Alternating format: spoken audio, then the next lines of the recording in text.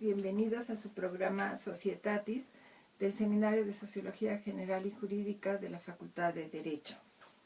Nuestra gratitud al doctor Raúl Contreras Bustamante, director de la facultad, al doctor Víctor Manuel Garay Garzón, secretario general, así como al maestro Ricardo Rojas Arévalo, jefe de la División de Educación Continua, por permitirnos este espacio para conversar con ustedes.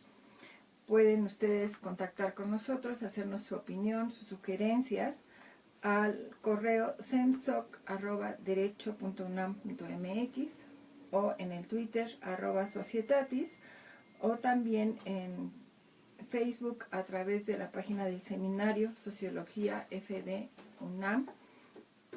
Ahí nos pueden ustedes también ver y contactar y darnos su opinión. El día de hoy tenemos el privilegio que nos acompañe el doctor Ruperto Patiño Manfert, muy querido. Gracias, Elsa. Una amistad de muchos años que nos une y una carrera académica también conjunta. Le voy a ceder el uso de la palabra a la maestra Amparo para que nos dé una breve reseña de sus actividades académicas. Gracias, doctora. Muy buenas tardes. Pues el maestro Ruperto Patiño Manfert es doctor en Derecho por la Universidad Nacional Autónoma de México. Es profesor titular C de tiempo completo en la Facultad de Derecho, imparte las materias de Derecho Internacional Público, Derecho del Comercio Exterior, pero también tiene experiencia en Derechos Humanos. Es asesor de tesis en las distintas modalidades en la facultad, licenciatura, maestría y doctorado. Dentro de sus publicaciones destacan varios capítulos en libros. La justicia social como valor del Estado democrático moderno en un mundo globalizado, la Constitución mexicana frente a la apertura comercial, educación, democracia y globalización, los retos que debemos superar. Bienvenido, maestro. Muchísimas gracias y gracias, Elsie, por la invitación. No, al contrario. El día de hoy vamos a referirnos a la pobreza en términos generales, pero el análisis desde la perspectiva de ser un fenómeno social, como un factor socioeconómico, y así también haremos alguna referencia al Tratado de Libre Comercio y cuáles han sido los efectos que ha provocado en nuestro país. Cuando nosotros hablamos de pobreza, en el siglo XIX se consideraba como origen en causas individuales, es decir, una incapacidad de la persona para producir.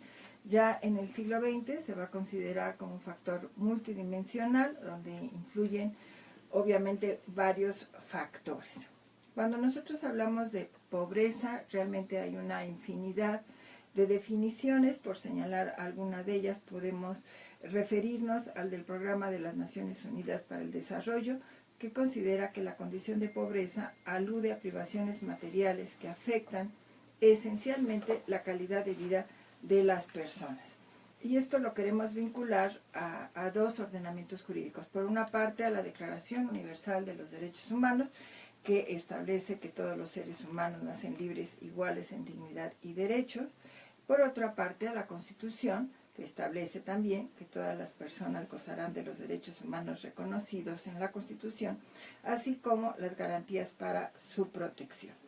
Cuando hablamos de pobreza, que queremos vincularlo a esto, en una primera posibilidad de definir o de establecer cuáles serían las características de la pobreza o qué vamos a entender por pobreza, y desde la visión del INEGI, esa inequidad territorial. Sí, con mucho gusto. Bueno, has dado algunas definiciones muy importantes y algunos conceptos desde la óptica de los derechos humanos.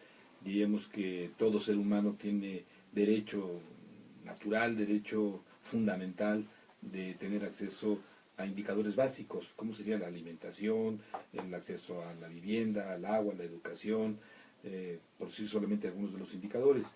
Y lamentablemente, pues esto es algo que se desea. La Declaración de los Derechos Humanos, la Declaración Universal, no siendo un tratado, es una declaración de buenos deseos, que todos los países que la han suscrito, digamos todos los que están dentro de las Naciones Unidas, lo han aceptado, lo han promovido, pero es evidente que no se cumple de manera puntual en todos los estados, yo diría prácticamente ninguno, porque todos tienen diferentes niveles de pobreza. Pero vayamos a México. En México tenemos estudios oficiales de propias agencias gubernamentales como el INEGI, que es responsable de hacer este tipo de mediciones, y nos habla de algunos factores básicos para medir los niveles de pobreza en México en general, ¿no? El acceso a los servicios de salud, los servicios de educación, los servicios a la alimentación, a la vivienda, se miden de diferentes maneras y se determina qué capacidad tienen las personas de tener acceso a estos indicadores, a estos beneficios. Y a partir de esto se crea lo que llamamos la canasta básica alimentaria, para luego determinar el salario mínimo. Y aquí es donde entramos en una serie de contradicciones que uno dice, bueno, ¿en qué están pensando nuestros gobernantes? Porque hablas de una canasta básica donde se supone no hablamos nada más de alimentos. La canasta básica incluye mucho más que alimentos, ¿no? También acceso a otro tipo de beneficios o de satisfactores. Se supone que a partir del costo de la canasta básica debería determinarse el salario mínimo.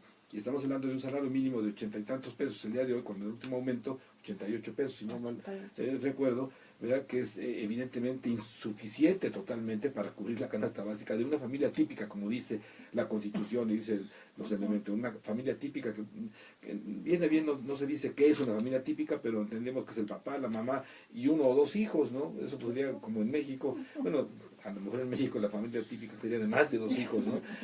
Pero pensemos en dos hijos, ¿no? Bueno, cuatro personas con un salario mínimo de 88 pesos es absolutamente insuficiente, aun si trabajaran el padre y la madre, ¿no? Normalmente tiene que trabajar el padre, la madre y el hijo mayor, o todos los hijos de plano, los que se tengan para medio sobrevivir.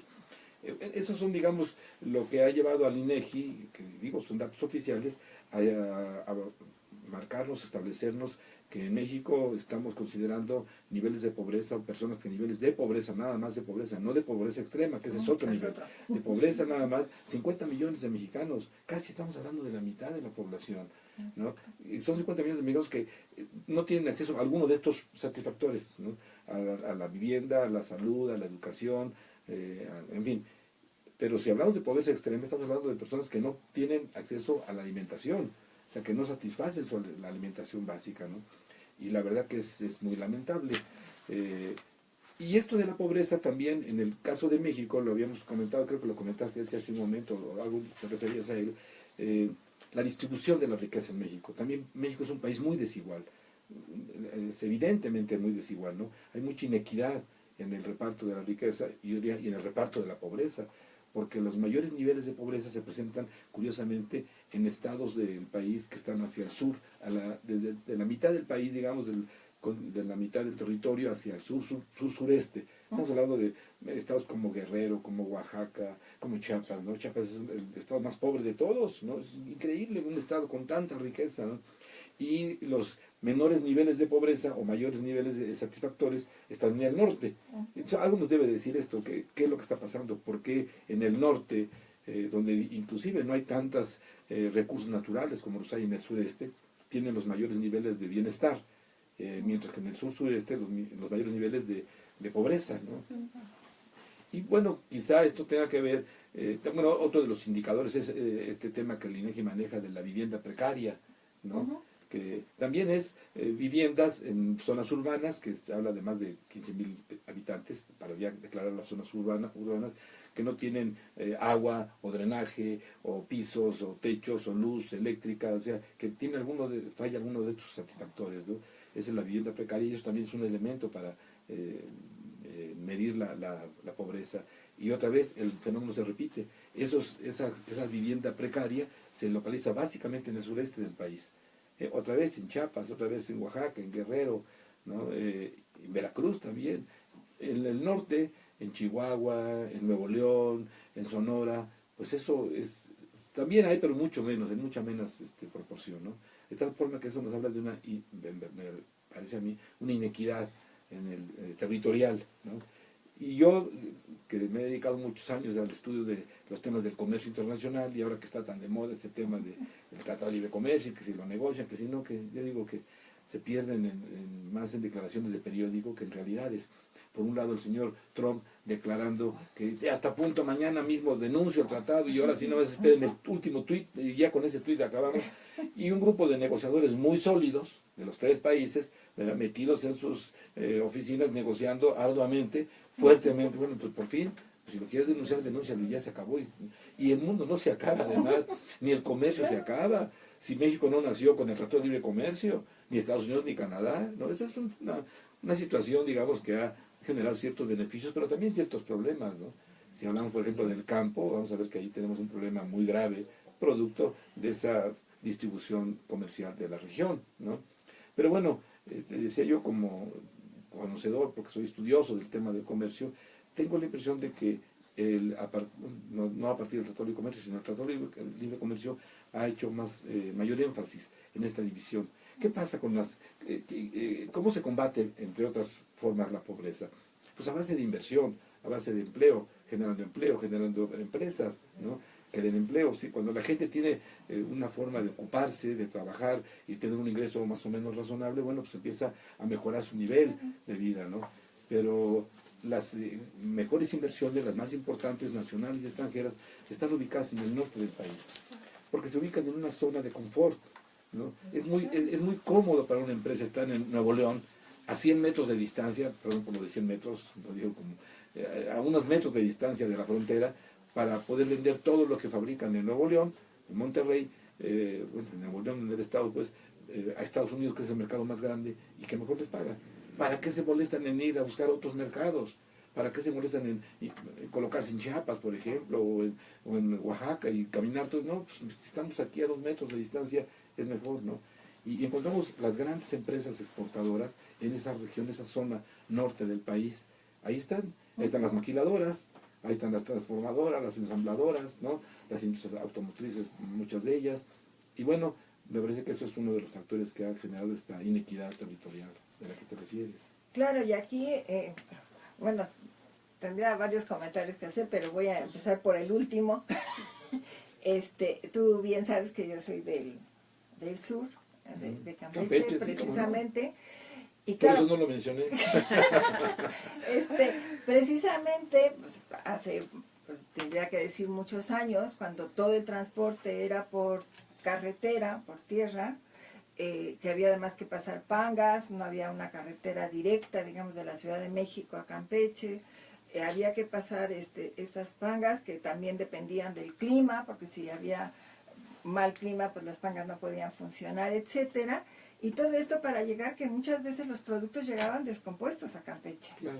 Y luego, otra opción era tomar barco en Veracruz, y ir por barco, que era más, digamos, más cercano, llegar a Campeche. Entonces ahí ya se tenía un problema, porque precisamente como has dicho, una empresa dice, a lo mejor corro riesgo que mi producto, galletas, por ejemplo, que llegaban mal, pues le convenía más al norte, ¿no? Claro. Que estaba mucho más infraestructura. y claro, y con nuestro, ¿no? Bueno, ya afortunadamente en algún momento pues ya hubo una carretera directa, que de todas formas son casi 21 horas en carretera, ¿no? Campeche no es de los países, de los estados más pobres. Afortunadamente. Sí, pero por el mar, y porque realmente hay que señalar que con la Declarativa de Patrimonio de la Humanidad, esto ha generado un ingreso importante de turistas, sobre todo extranjeros. O sea, tú difícilmente ves turista nacional en Campeche, sino que empezaron a bajar los turistas que van a Cancún o Mérida a Campeche, y la verdad pues no es porque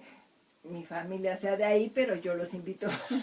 No, yo conozco Campeche, y desde luego. Es muy bonito, es espectacular, estado, sí. Y además van a comer con gran historia. Y sensacional, sí, es de las ciudades amuralladas, sí. Historias de piratas que llegaron ahí. Entonces, bueno, al mismo tiempo les hacemos una invitación para que a lo mejor hasta un tesoro encontramos y lo buscamos, porque los piratas, ¿sabes? Que ahí estuvieron ahí, sí, precisamente las murallas son un efecto de la defensa de la ciudad, exactamente. Y bueno, ese por una parte. Y por otra parte, como bien decías, de la canasta alimentaria, y que está considerado en los estos, aquí también yo haría una observación, porque a ti te dicen el costo del producto, ¿no? Sí. Pero implica que la persona se tiene que trasladar. O sea, yo tengo que Claro, tomar a lo mejor un claro. camión, o excepto que esté en la esquina de mi casa, entonces no camino, pero no gasto en un transporte. Pero además es el costo en la central de abastos. Ah, claro. De ahí a los mercados distribuidores de menudeo es otra cosa. El Claro. precio es diferente. Es diferente. Y bueno, eso por una parte. Y por otra, pues entendemos que en algunos casos tienes que ponerle aceite o algo, o sal. Bueno, la sal Claro. está prohibida ahora, pero Claro. una cebolla o eso, ¿no? Y eso ya no está contemplado. Porque ese artículo, pues en muchas cosas sí puedes tomarlo crudo, pero en otros casos necesitas hacerlo de alguna manera, ¿no? Entonces, esto no está contemplado. O sea, está Claro. contemplando solo el costo, y como dices, en la central. El de costo abasto. básico, no la transformación. Claro, sí, y tú, o sea, O una sea, ama el de transporte casa, y la transformación. claro, que no está contemplada. Entonces, como bien decías, este salario mínimo es totalmente... Bueno, ya empezaron las críticas, ¿no? Que no es suficiente, pero vamos a una pausa y regresamos en un minuto con ustedes. Gracias. Era muy rápido el tiempo, ¿verdad? Estamos en corte, continuamos en 3 minutos. ¿Cuándo son un corte? ¿Cada 20 minutos? Cada 20 Ah, minutos. pues está perfecto. Sí. O sea, son 3 cortes. Sí. Cada 20 minutos. Casi. Va como en el micrófono. Lo voy a hacer un poquito por acá. Ahí está bien. Sí, pero sí se escucha Sí. bien o bajito. Se escucha como que no está hablando hacia el micrófono, pero sí se escucha. Ah, ok. Bueno, bueno. Ya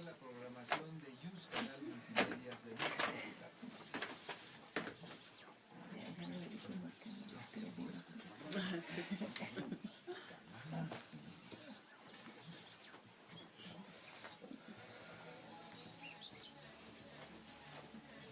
Sí, bueno, te dicen eso, entonces ¿cómo te lo comes crudo? ¿O Es cierto. más? Y yo digo ahí, fíjate que ahora que la Corte ha dictado esta sentencia obligando al Congreso a hacer esta ley de 134, la reglamentación 134, se me ocurre que le abre las puertas a lo que llamamos el litigio estratégico, porque este es un primer caso de litigio estratégico. Si no tienes un interés jurídico personal y directo, si no es un interés difuso, ¿no? Pues bueno, pues a mí me interesa que el Congreso haga lo que tiene que hacer, entonces voy y lo demando y lo ganaron. Todo el primer capítulo, toda la primera parte de la Constitución son los derechos humanos, ¿no? Ahí está el acceso a la salud, el acceso a la educación, al agua, a la vivienda, etcétera, ¿no? Y yo creo que la facultad pudiera armar un programa de litigio estratégico, hasta para aprender, hasta para que los alumnos aprendan, no va a pasar nada, si lo pierden no pasa nada, pero si me mandas, por ejemplo, oye, yo le pido a la Secretaría de X, la que sea responsable, que me informe cómo es que se da cumplimiento a tal precepto de la Constitución que dice que tenemos derecho a tal alimentación suficiente. La respuesta que me dé, no me gusta la respuesta, yo voy a la Corte de amparo y hago que el asunto llegue hasta el Pleno. Un poco, digamos, forzar al Pleno de la Corte a que se pronuncie bajo estos temas, ¿no? A la Corte le corresponde defender la Constitución.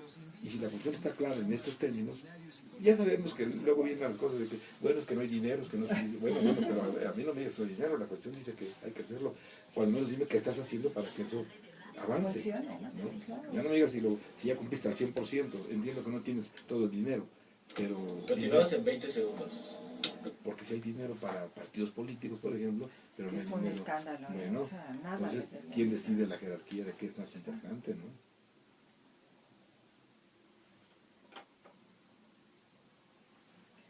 Regresamos con ustedes y cedo el uso de la voz a la maestra Amparo para que nos haga los comentarios de las películas de esta semana.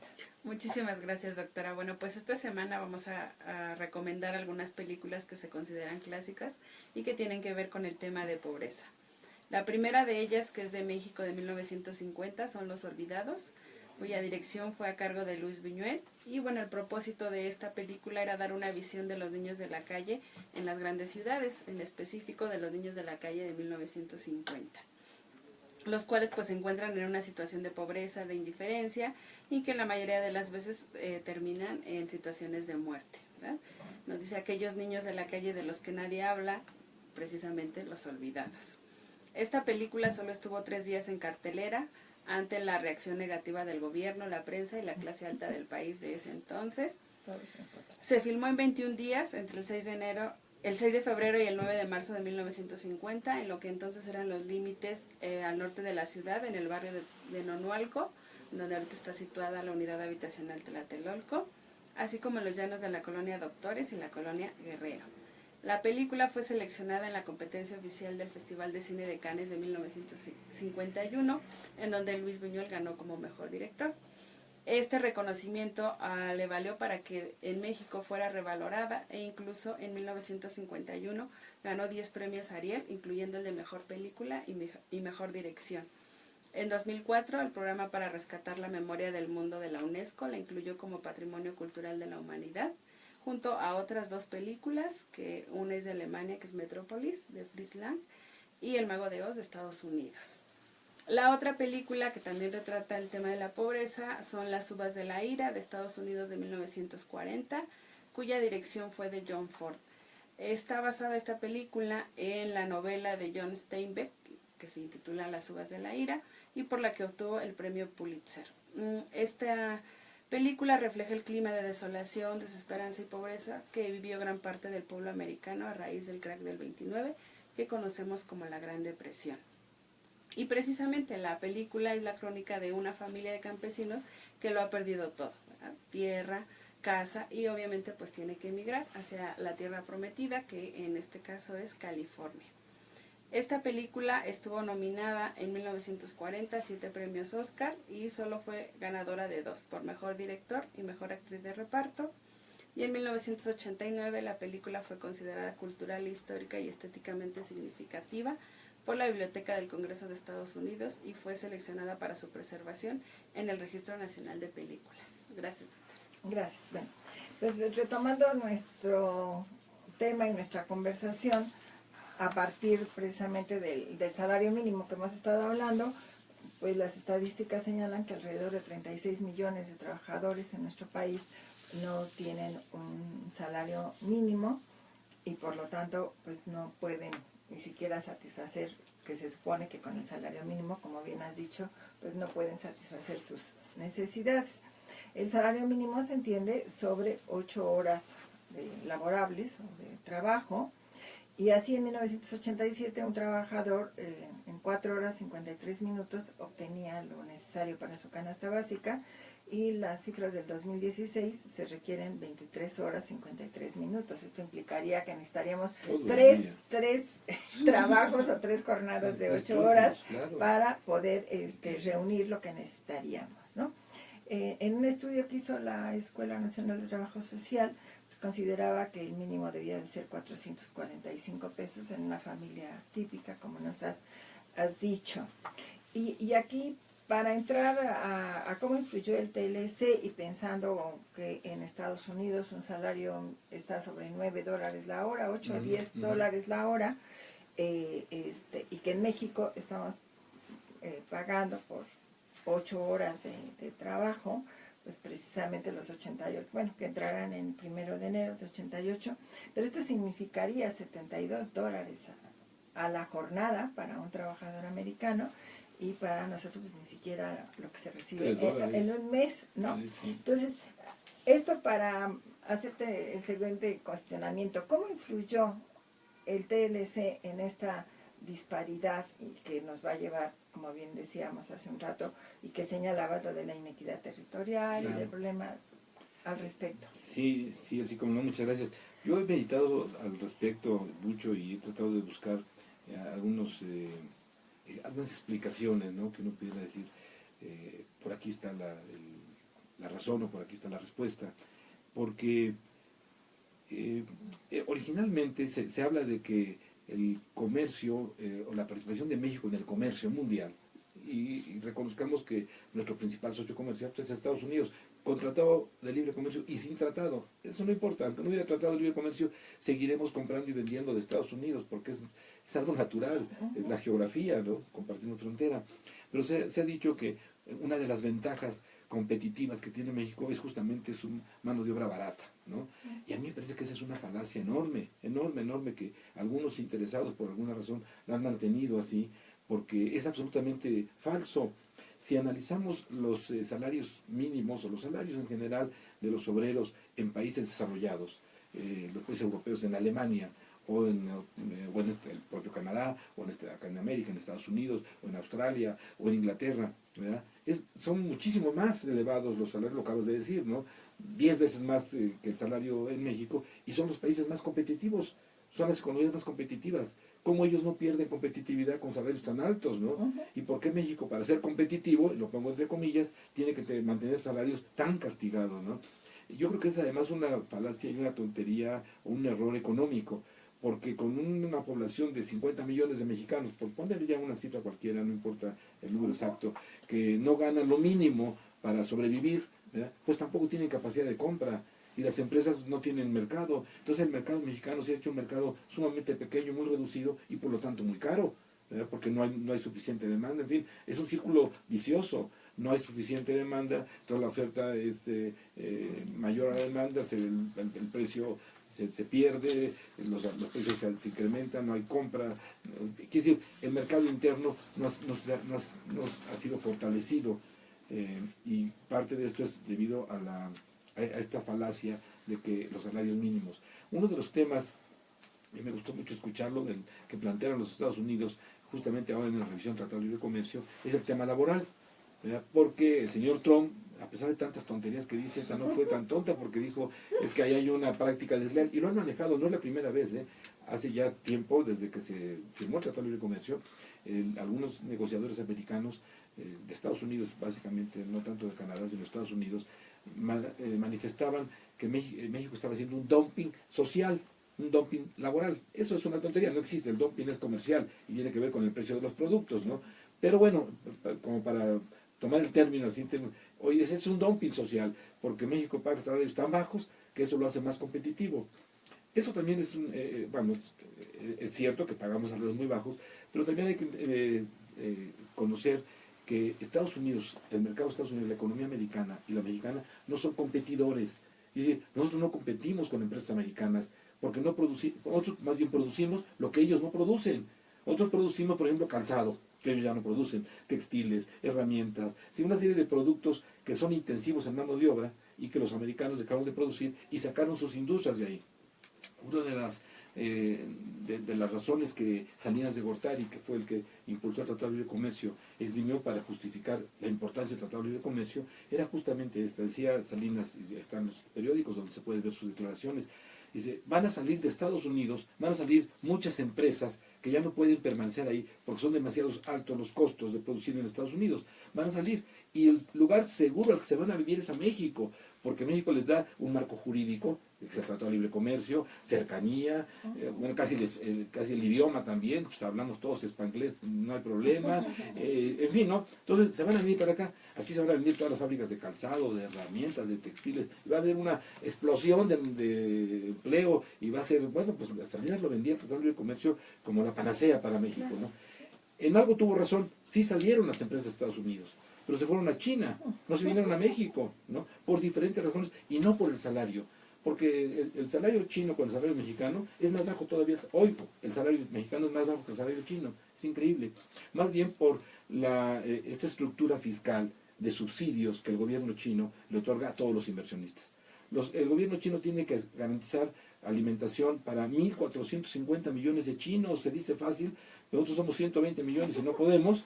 Con el 10% de chinos que tuvieran capacidad de compra, es un mercado más grande que todo el mercado mexicano, ¿no? Es increíble. Entonces, todas esas empresas, miren, las fábricas, por ejemplo, de calzado, ¿no? Que se supone que se iban a venir a México, Adidas, Reebok, Swiss-Cake, Puma, que son marcas americanas, se fueron a China, ¿no? Todas las fábricas de textiles a China, las fábricas de herramientas a China, porque allá el gobierno chino les da las acoge con grandes beneficios fiscales, son subsidios, y lo dicen abiertamente. Ahora que la OMC, que China ingresó a la OMC, al rendir su informe, pues tiene que declarar los subsidios que da, y es impresionante la cantidad de apoyos y subsidios que les da, porque lo que a ellos les importa es generar empleo para 1.450 millones de chinos, ¿no? Entonces, ahí estuvo la falla. Sí se salieron las empresas, pero no llegaron, porque México, digamos que el atractivo era la mano de obra y no era suficiente, pero se quedó como un atractivo que, digo, no es suficiente, y seguimos manteniendo la mano de obra muy castigada, ¿no? Pero con un problema de consumo, porque yo creo que algo que tendríamos que hacer en México es fortalecer el mercado interno. que todos tuviéramos más capacidad de compra, ¿no? Sobre todo ahora que, híjole, los economistas inventan cada cosa. Ahora estamos en esta época viendo lo que le llaman ellos la obsolescencia programada. Y sí, acuérdense que hace, bueno, ustedes no son muy jóvenes, no se pueden acordar, pero hace 50 años un automóvil, cuando mi padre compró su primer automóvil, que era, me acuerdo, un Chevrolet del año 48, se lo compró para toda la vida. O sea, nunca pensó que iba a cambiar un auto a los 2 años, no, para nada, eso era inimaginable, ¿no? Hoy, lo que compres, el teléfono celular que compras hoy, en 6 meses tienes que cambiarlo. Se llama obsolescencia programada, ¿no? Pero eso funciona cuando el mercado tiene capacidad de compra. Un mercado que no tiene capacidad de compra, pues genera otro tipo de vicios, ¿no? ¿Qué ha pasado en México, no? En los últimos años la inseguridad ha crecido de una manera impresionante, que va de la mano de la pobreza, que va de la mano de la impunidad, que va de la mano de la corrupción. Y entonces estamos metidos en un pantano terrible, ¿no? Yo creo que el Tratado de Libre Comercio debería ser un incentivo para el crecimiento, pero no lo ha sido, porque quienes se han beneficiado, y es lo natural, son las empresas que han podido colocarse en los mercados de exportación, que son todas estas que están en el norte del país. Son exportadores, a ellos les da muy bien, crecen, tienen buenos empleos, tienen buenos salarios, pero solamente, ¿no? Al resto del país no le ha beneficiado, sobre todo el campo.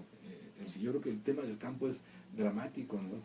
Estamos importando casi el 100% del maíz que consumimos. Eso es increíble, ¿no? El trigo, el sorgo, soya, frijol, todo eso lo estamos importando, ¿no? Y claro, los economistas del gobierno te dicen, sí, pero estamos exportando frutas y hortalizas. Bueno, qué bueno que exportemos frutas y hortalizas, pero el alimento básico está en el maíz, está en el trigo, está en el frijol, está en la soya, el sorgo, en fin. Y ahí es donde tenemos el abandono del campo en México, es realmente dramático. Si ustedes van por carretera hacia el norte del país y ves desde la carretera, ves la hierba crecida, los ranchos abandonados, ¿no? Y ese es el problema de los mexicanos que están en Estados Unidos. ¿Por qué tantos migran a Estados Unidos? Porque abandonan el campo porque ya no pueden vivir del campo. No sé si tú recuerdas que el gobierno mexicano tenía una agencia de gobierno muy importante, que era la CONASUPO. La CONASUPO le garantizaba al campesino el precio por el producto que sembraba. No importaba si había una inundación, una catástrofe, se incendió, se perdía la cosecha. El campesino sabía que podía sembrar y al final de la cosecha, la CONASUPO llegaba, recogía la cosecha y le pagaba el precio de garantía. Entonces el campesino podía vivir de eso, ¿no? Y ya CONASUPO se encargaba de la distribución. Hoy por hoy, quienes ganan en la producción son los transportistas, porque el campesino se queda con su... El transportista se la paga a lo que quiere pagarle, ¿no? Esta cosecha vale 10,000 pesos, te voy a dar 5,000, y si no, pues ahí te quedas con tus maíz, a veces quedas con él, ¿no? Eso ha sido una desgracia muy lamentable, porque ha sido la migración de los campesinos o a Estados Unidos, con todas las ventajas que tienen los riesgos, o a las ciudades, a trabajar de albañiles, o de jardineros, ¿no? O de lo que sea, o peor tantito, ¿no? Contratarse con la delincuencia, Es que con la eso estaba producción, yo pensando, ¿no? con la producción de droga, claro, en el marihuana y narco. cocaína, pues claro, les paga mucho mejor, ¿no? Entonces fíjate cómo mostraron un círculo muy lamentable, ¿no? Un círculo vicioso que está llevando al país a lo que estamos viendo hoy, ¿no? Un país que bueno, no sé, no es el país que queremos, ¿no? No, yo creo que no. Y muchos. Vamos a una pausa y regresamos en un minuto con ustedes. Gracias. Yo pensé que ibas a hablar también de los hijos de Sánchez. Sí, cuando estabas hablando, dije, ahí seguro vienen los hijos de Sánchez. Sí, claro, es un clásico. Viene ahorita los hijos de Sánchez. Sí. Bueno, que en su momento les decía yo, porque ella sí es muy joven, el impacto que tuvo, ¿no? Los hijos de Sánchez, cómo no. fue espectacular. Es que plantean así de frente con nuestra realidad. Por más que queramos ignorarla, si no podemos ignorarla, si lo vemos todos los días. Pero unos, porque hay unos que parece que no lo ven. Pues es muy Porque, lamentable. fíjate, los años que tiene, pues de los 60, los hijos de Sánchez, puedes decir hoy Es en día, hoy. totalmente Claro. vigente, Sí. ¿no? Pues que hemos avanzado. Sería la Y no, pregunta, peor, yo creo que ¿no? hemos retrocedido. Mira, esto que está pasando ahora, de que dos tipos en motocicleta llegan y ejecutan una persona a plena luz del día, en un centro comercial, ¿no? Y no pasa nada, y los tipos se matan y se van, y ya no investigan, porque pues, nadie los vio, y el que los vio pues eran dos tipos en una motocicleta, y quién nadie sabe nada, ¿no? ¿Por qué lo ejecutaron? Pues, quién sabe por qué, ¿no? Y ejecutan a cualquier persona, sí, de verdad es que la vida no vale nada, ¿no? Sí. Cuídate de tener un enemigo chiquito porque capaz que junta 10,000 pesos y te manda a matar, O por menos, maestro. ¿verdad? Entonces eso hace algunos años no se veía eso, ¿no? Había asesinatos, había mujeres, pero se cubrían, eran diferentes, eran...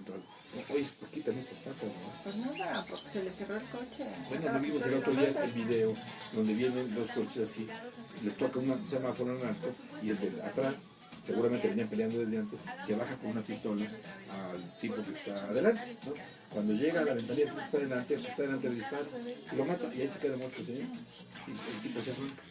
O sea, se venían peleando seguramente, el que llega atrás de él se baja muy macho con su pistola, ahorita va a ver lo mato, pero no se imaginaba que cuando llegó ya la otro estaba esperando con una pistola y le disparó primero y lo mató. Director de la Facultad de Derecho, No, los invito a terrible. escuchar la Si programación no de viste News también Canal en el puente Multimedia este de nuevo nuestra que facultad. recién inaugurado, que hasta se inundó, también a los pocos días. Ah, bueno, ahí mismo los asaltaron. Cerraron, o sea, el coche se paró el de adelante, se bajan corriendo, los asaltan, suben y se van. Y de eso la Procuraduría ya mejor... Continuamos en 20 segundos. Ya no hay nada que hacer ahí.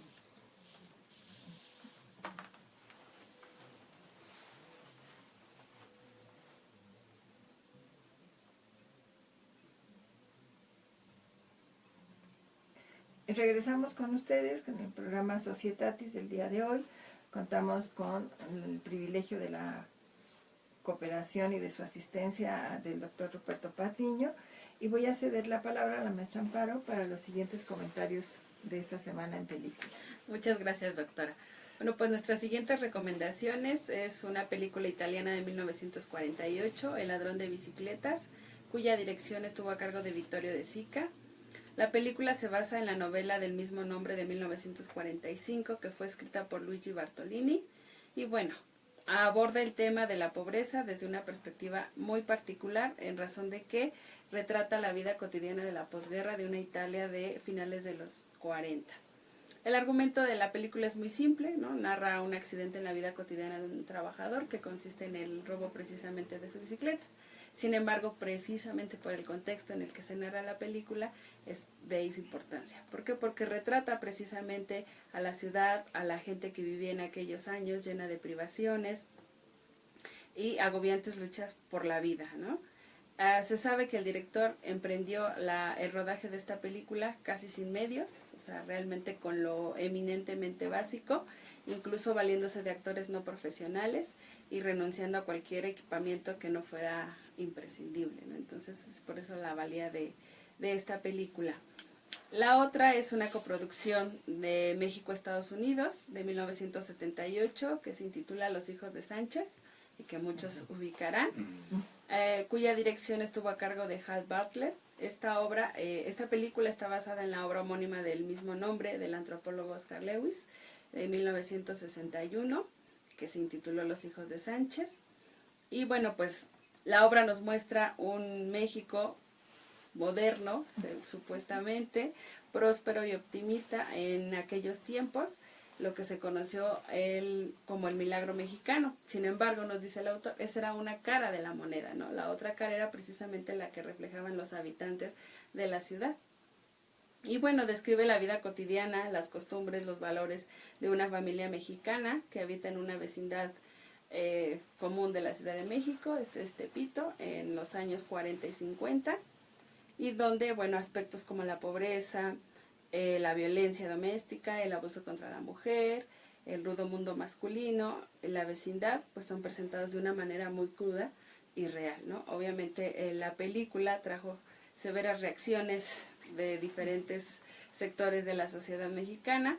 Sin embargo, muchos autores reconocen la valía precisamente de la obra, porque nos dice, ¿no?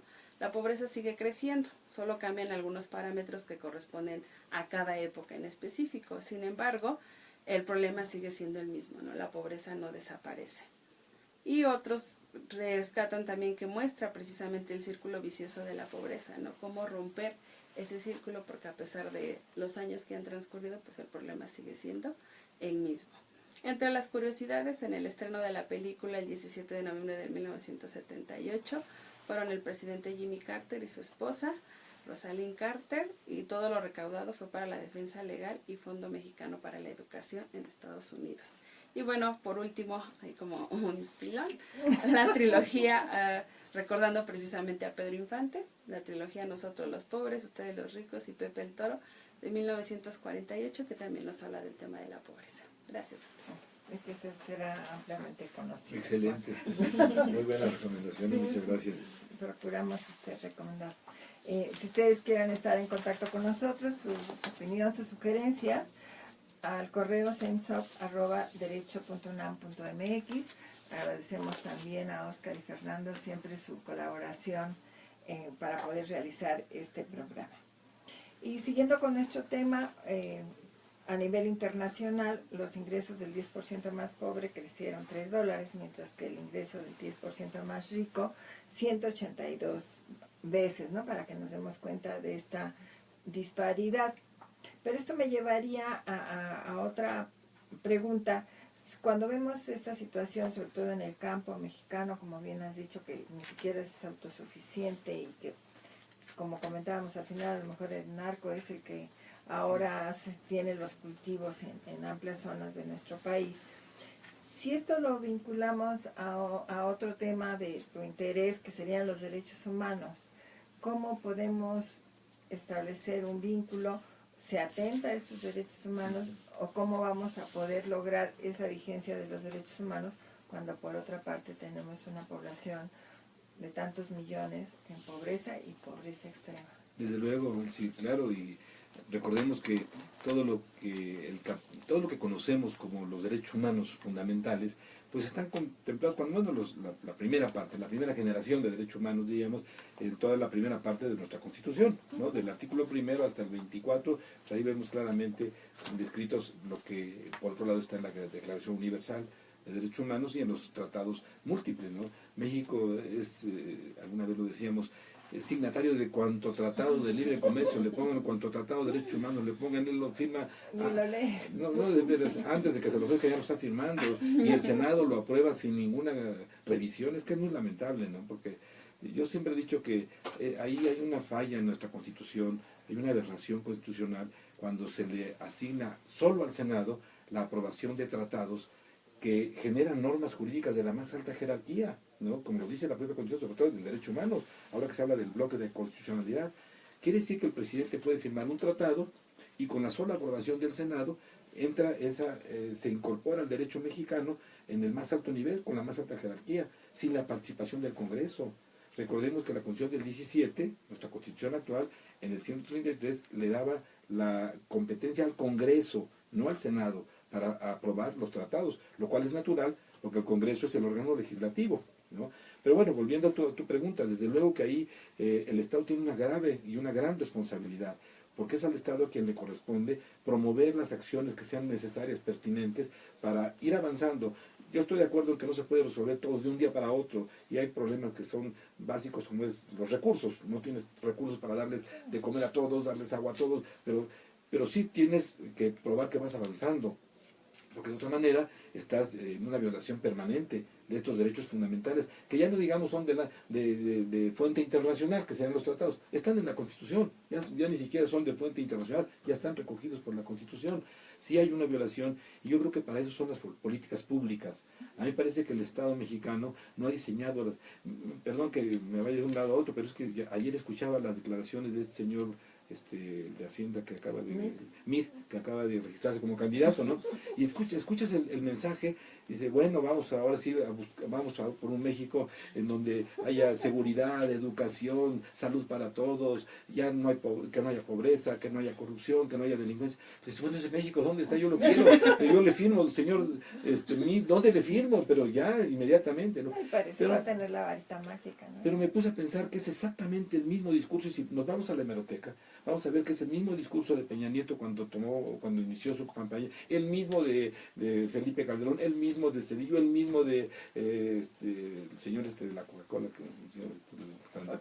Fox, ese señor, o todos ellos, ¿no? Digo, de veras, el discurso siempre ha sido el mismo, ¿no?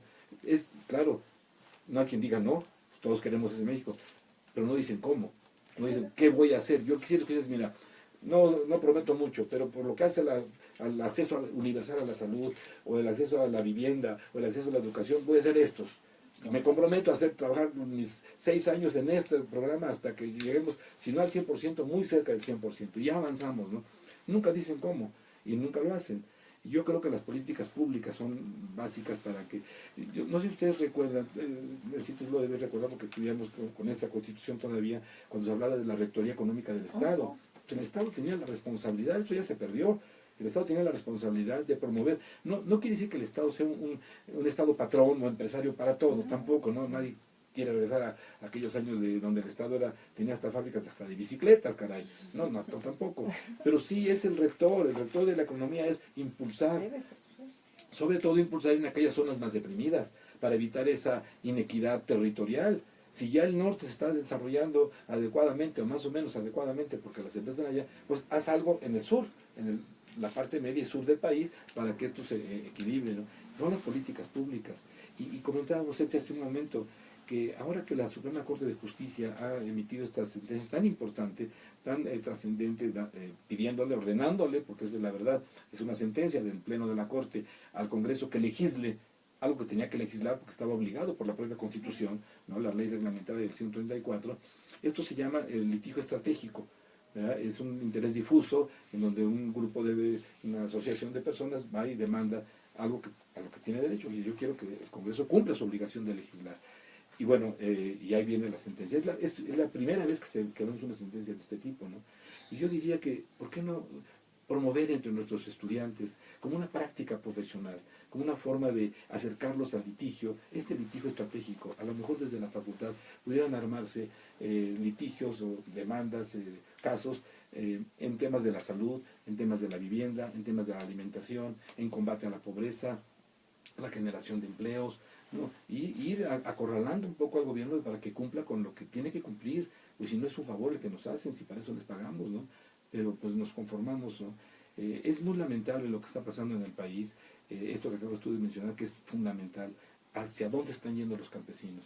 Y mira, es tan grave porque si yo tengo una fábrica de tornillos y están importándose tornillos de China y es más barato y ya no me conviene fabricar, pues bajo el switch de la fábrica y me voy, ya me dedico a otra cosa y no pasa nada. Compras tornillos importados, ya no. Y el día que los tornillos suban de precio, pues regreso, subo el switch y empiezo a producir tornillos y ya, no pasa nada, no necesito ninguna especialidad. Pero si tú abandonas el campo, los campesinos se van y el campo se abandona, dice que porque estamos importando, y sí estamos importando trigo barato, maíz barato, porque está fuertemente subsidiado por los Estados Unidos. En este caso, y hay los mecanismos legales. México tendría toda la posibilidad legal, inclusive en el marco del Tratado de Libre Comercio, de aplicarle impuestos compensatorios a los productos alimenticios que vienen de Estados Unidos, que vienen subsidiados. Está previsto en las normas de la OMC, en las normas del Tratado de Libre Comercio, pero México nunca lo hace, porque bajo el pretexto de que estamos importando barato, ¿no? Como son alimentos baratos, sí, pero estás abandonando el campo, ¿no? El día que tú quieras recuperar tu producción agrícola, ¿con qué campesinos lo vas a hacer? Esa es la pregunta básica. Porque la fábrica de tornillos es subiendo el switch, pero aquí, a ver, jálate a los campesinos. Y ser campesino no es cualquier cosa. Ser albañil quizás, lavar parabrisas o hacer el payasito en la esquina, pues cualquiera lo podemos hacer. Pero si a mí me dicen, vete al campo a producir algo, no sé ni qué hacer, no sé ni por dónde empezar. Eso es toda una historia, toda una tradición cultural, ¿no? Y estamos quedándonos sin campesinos. Entonces el día que quisiéramos recuperar nuestra producción agrícola, no vamos a tener con quién, aunque tengamos el campo, aunque quisiéramos subsidiar, ¿cómo lo haces, no? Y esos campesinos que además ya se fueron a trabajar con el narco, porque les pagan mucho mejor, ¿verdad? Sembrando marihuana y amapola y todo lo demás, bueno, pues nunca los vas a hacer regresar al campo a sembrar maíz, a sembrar trigo, ¿no? Yo creo que es muy grave y sí creo que la salida está en responsabilidad del Estado. El Estado no puede nada más dar un discurso de que qué bonito México, ¿no? Vamos a combatir la corrupción, la pobreza, la inseguridad, todo el mundo va a tener vivienda, todo el mundo va a estar con... ¡Ay, qué bueno! Eso es una... De veras, hasta da coraje escuchar esto, ¿no? ¿De qué México están hablando, no? El México de ellos es el México de su colonia, ¿no? De su club de deportivo. Ese es el México de ellos y creen que todo el mundo está así, pero la verdad es que no. La mayoría no estamos así. No, claro, además cuando hay funcionarios de primer nivel, secretarios, que consideran, lo han externado públicamente, también como dice, está en los periódicos que 100 pesos es mucho para un mexicano, ¿no? O otro más cínico que dijo que con 6,000 pesos podías tener tus hijos en escuelas particulares, una casa, auto. Yo la verdad quisiera que un día, o sea, no les pido más, con un día que realmente vieran lo que es eso, ¿no? Entonces están en el planeta feliz que se han hecho ellos, pero no en la realidad. ¿Sabes qué? Yo a los funcionarios no les doy el beneficio de, ay, pobrecito, es que es muy tonto, mira. Es que el secretario, no, pues es que es tonto, como no entiende, pero es que venga a ver, no son tontos, son audaces, saben perfectamente bien y conocen lo que tú estás diciendo, lo conocen, saben, pero son cínicos, esa es otra cosa. Son cínicos, les importa muy poco y con gran desparpajo dicen, hombre, con 6,000 pesos puedes hasta irte de vacaciones a Orlando, caray, por favor, nomás organízate bien, a 8 meses, a 18 meses sin pago de intereses, ya lo hiciste, ¿no?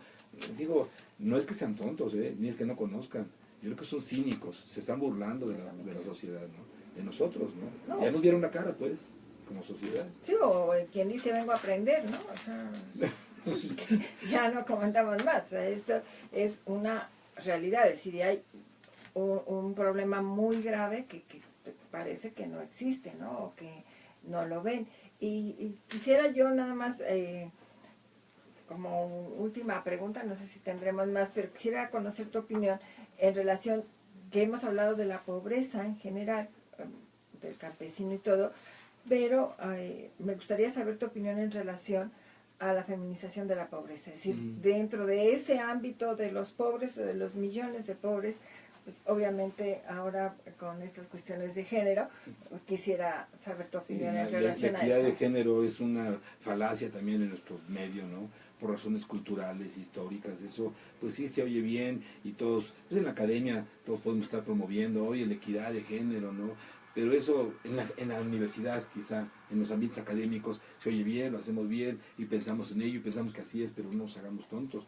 La sociedad mexicana, en los niveles de pobreza, quien más lo sufre es la mujer, pero sin duda, ¿no? Es la que más trabaja y la que menos gana, y aparte tiene a veces que hacerse cargo del hogar, de los hijos, porque el tipo simplemente abandonó el hogar y se fue. Eso lo vemos, es que no es un caso extraordinario, es un caso de todos los días, ¿no? La irresponsabilidad del mexicano de tener hijos y no hacerse cargo de ellos, por ejemplo, ¿no? Y eso se da con mucha frecuencia. Y la mujer que tiene que trabajar, tú lo acabas de decir, a veces 3 turnos, ¿no? Porque de otra manera, ¿cómo mantiene? Es otra forma la educación. Uno no le puede decir a la mujer, oye, no tengas tantos hijos, ¿no? Y a veces cuando uno ve a las personas así de muy bajos niveles económicos, que ya tienen 1, 2, 3, llevan por el cuarto, por el quinto, y nomás no le digo, ay, pero no le puede decir, oiga señora, ya párele. No puede decirle eso, ¿no? Pues tiene todo el derecho a tener los hijos que quiera, pero entonces son mano de obra esos hijos, ¿no? Claro. Porque lo que van a hacer es salir a la calle a pedir limosna, ¿no? Pero de hace mucho tiempo que se ha dicho, ¿no? Los pobres ven en los hijos una mano de obra, claro, y una posibilidad de recurso, ¿no? Y las clases bajas se reproducen más que las clases altas, ¿no? En esto de la pobreza hay total inequidad de género, absolutamente, no tengo ninguna duda. Pues, mi querido Ruperto, no me queda más que darte el millón de gracias por acompañarnos, por compartir con nosotros este espacio, pero el tiempo ya nos han hecho la señal que tenemos que despedirnos. Muy agradecido. No, al contrario, ha sido un placer, hemos disfrutado, hemos aprendido mucho y esperamos contar con su presencia y con su compañía para la próxima sesión, el martes de la semana que viene. Gracias.